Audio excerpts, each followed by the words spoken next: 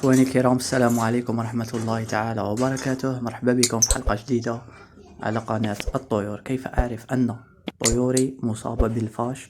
الكثير من سأل هذا السؤال، كيف أعرف أن طيوري بها الفاش أو لا؟ وأيضا من سأل ما هو الفاش وكيف نقوم بالقضاء على الفاش عند الطيور. يعتبر الفاش أحد أشهر الطفيليات التي تزعج وتصيب الطيور وتشغل بال كل مربي، خاصة في موسم التزاوج، بسبب أضرارها، إذ تختلف خطورتها حسب كثرتها ونوعها.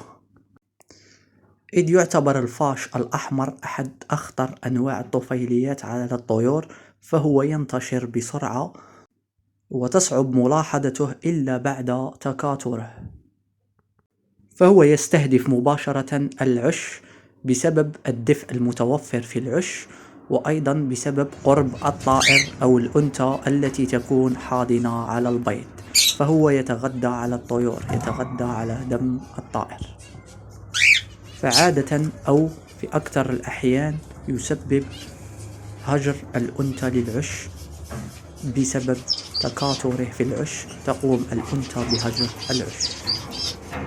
وهو أيضا يفضل الأماكن المشقوقة والأماكن الضيقة والأماكن المظلمة، وبذلك يصعب ملاحظته. فهو لا يتكاثر على الطيور بحد ذاتها، فهو يفضل وضع بيضه بين الشقوق وفي الأماكن الضيقة في القفص. لذلك عندما نقوم بوضع أو رش دواء الفاش على الطائر، أيضا نقوم بوضع أو رش الدواء في الأماكن الضيقة أو الشقوق في القفص. فهو ينشط ويتكاثر بسرعة، خاصة في موسم تزاوج الطيور، ويهاجم الفراخ، مما يؤدي إلى ضعف النمو عند الفراخ، وعندما يكون بكثرة قد يتسبب في موت الفراخ.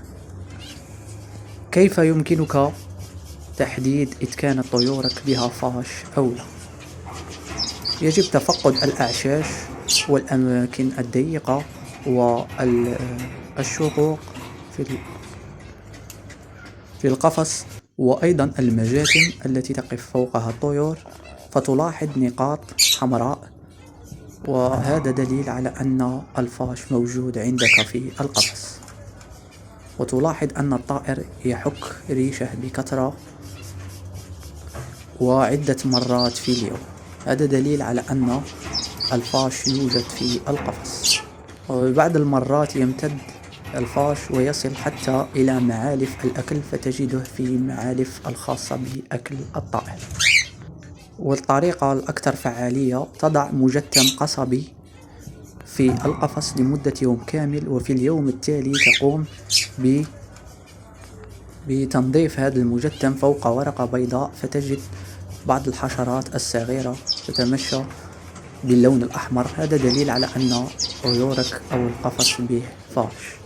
ولكي نقوم بالقضاء على الفاش يجب أن نقوم ببعض الخطوات وبعض المراحل، وراح نخليكم طريقة طبيعية ودواء طبيعي واللي هو الحلبة نستعمله للقضاء على الفاش بتقديمه للطيور، وأيضا برش الطيور. طريقة التحضير والتقديم راح تجد الفيديو أسفل هذا الفيديو، الرابط تاعه كنت وضعت هذا الفيديو من قبل.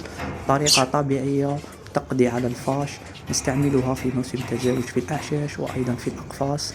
نقوم برش هذا المحلول اللي راح تجدون رابط الفيديو تاعه أسفل هذا الفيديو.